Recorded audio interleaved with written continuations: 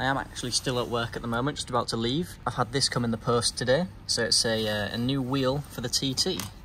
Now this, the good thing about this wheel is it's got a paddle there and a paddle there. Nothing wrong with them, apart from the back bit on that upshift paddle is missing.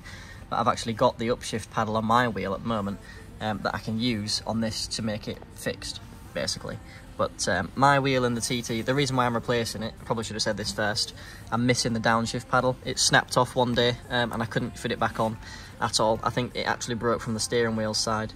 But either way, this is a nice upgrade because it's obviously, it's perforated leather, got white stitching around the outside, and also I've got this little carbon fibre piece for the dash, for the gear stick in the middle.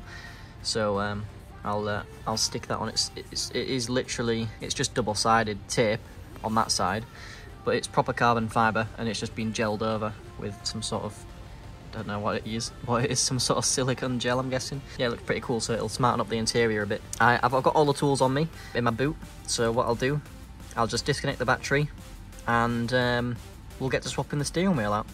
Obviously I've got the same airbag, so the airbag will just slot straight in this one, and basically that's all there is to it, fingers crossed. But yeah, let's get cracking.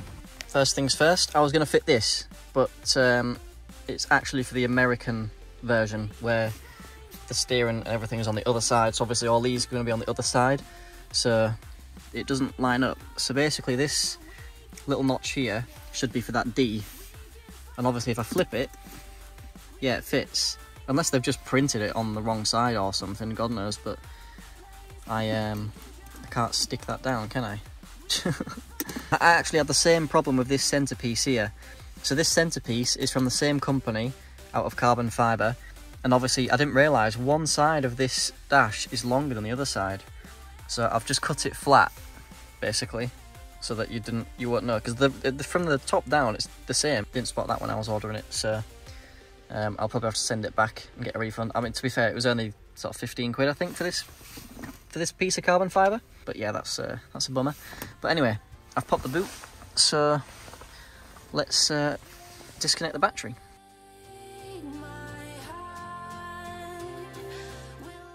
Never taken the battery off this. I wonder if the car alarm's going to go off. Move it out the way so it can't go back on. So that cover just comes straight off, and then that's that sorted. I'll just pop that over the top.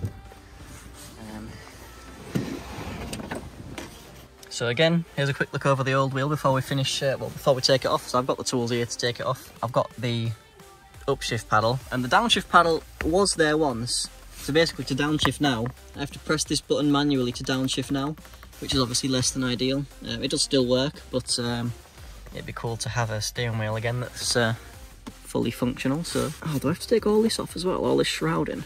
Looks like I do. Got to take off all this plastic clamshell by the looks of it, which is going to be fun because the screws are in there, behind there, so I've got to take all this clamshell off. I don't actually have to remove the clamshell, that was me being daft. Turn the wheel and I should be able to get these out now, so let's crack on.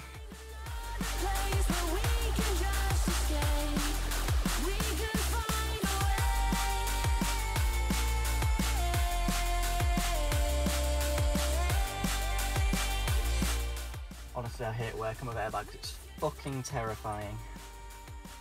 How the piss do you unclip this then?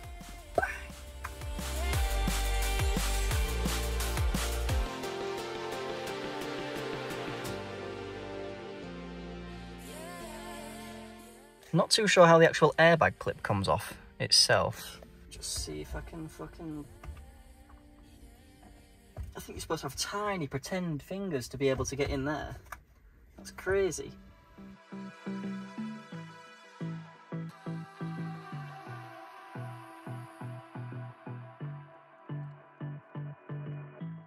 But there is a metal bracket around it, so I'm wondering if pulling off that bracket is going to make my life any easier trying to remove this. Worth a try, I'd say. Christ, it's tight. Let's have a bit of fun till I downfall, my love, if you feel like I do right now. Ah, There we go. Why is it no matter what mod I do, I will always end up bleeding? I probably can't put that on YouTube. Airbag out. For those of you wondering, you don't push it at both sides. Push it in the middle. This pulls down, which was a bastard with that metal clip in place. So now there's just this big fucker here. So we'll take that off. What size are we looking at? Bigger than that? You ready? This is where I don't have the size. No, I shouldn't say that. That's not funny. There we go. So it is a 12 point. I've only got a 6 point socket at the moment. I've never had any issues with these in the past. So let's just give it a go. Top tip. If you're ever changing your car steering wheel, the first thing you want to do is make sure your steering wheel is straight. Obviously, you just want it to go on straight because it just makes life so much easier than if it goes on crooked.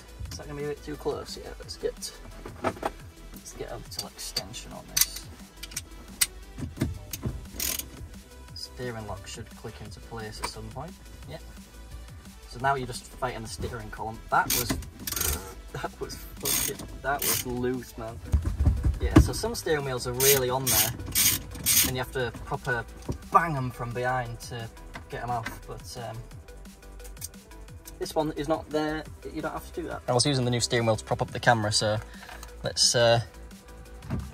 Here's the old wheel off. That's a nice thing about these that I didn't notice. You actually can't put it on the wrong way because of these pins. That is fucking grafted behind there, but who cares? Because you're never going to be able to see it again. So literally, those two pins go through those two holes there. So you literally can't put the steering wheel on wrong. Someone will manage to, but you pretty much, it is idiot proof if I can do it. So let's just tighten this all the way back down. Get everything plugged back in. That should be it, really. See how she looks. I mean, she looks fucking mint already. It's a shame that carbon fibre piece was the wrong piece. Otherwise, that would have looked cool as well. I've also just quickly swapped over the cover for the upshift. So this now has both, it's got the downshift and it's got the upshift. And they've both got the backing plates on them. So that's awesome. So I'm just going to tighten this down now. That's it.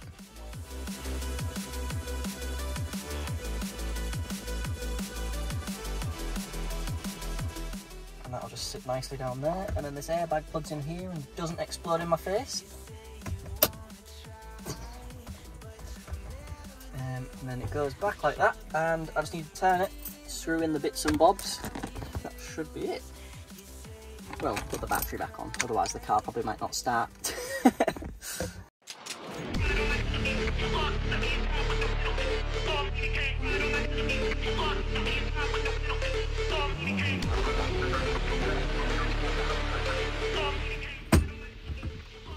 There we go. For some reason it just wouldn't click in.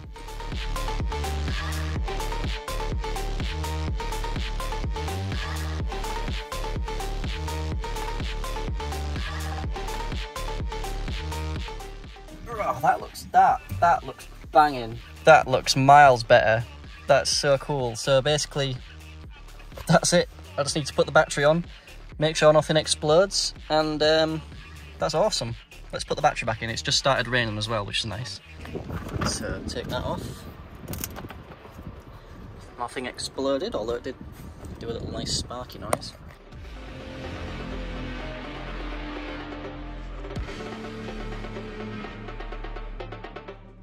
Put the battery back in. Out. There we go, I've got lights again. So I've just got to put my tools back in the toolbox. So I'm not too sure what's gone on really, because I've took the battery off and put it back on, and I've got a steering light, and I've got an ABS light, or I don't know if that's ABS or what it is, but it's not happy with something, but I'm hoping after a drive it'll just go, because it seems like everything is fine, but obviously it's just not happy with something. I'll see how it is after a drive. I might even reseat the battery again. I can plug a code reader into it, but I don't know if I'll be able to see those because they're not actually engine faults, are they? So I'm not sure if they'll pop up on the OBD reader, I wouldn't have thought. I've got to go lock the gates at work, so I'll turn the car off and back on again, see if that does out, but I doubt it will. Let's see what happens. Not gonna lie, I was panicking, but literally I didn't even leave the car park before all the codes went out, so that's sound, all sorted. And disconnecting the battery even got rid of my engine management light, which is on because of the decat, which is obviously going to come back on, so I'm not worried about that. Now the light that's on at the moment for, it says there's a headlight out, I've got LEDs, side lights, so I'm not worried about that code either. It's throwing a fit because it doesn't like LEDs because they've got no resistance or something. So compared to the normal bulb that should be in there, it thinks there's nothing there, but they are working, and as you can see from the reflection on the car in front. So I'm not worried about that, but I don't know how to get that mapped out, to be fair, so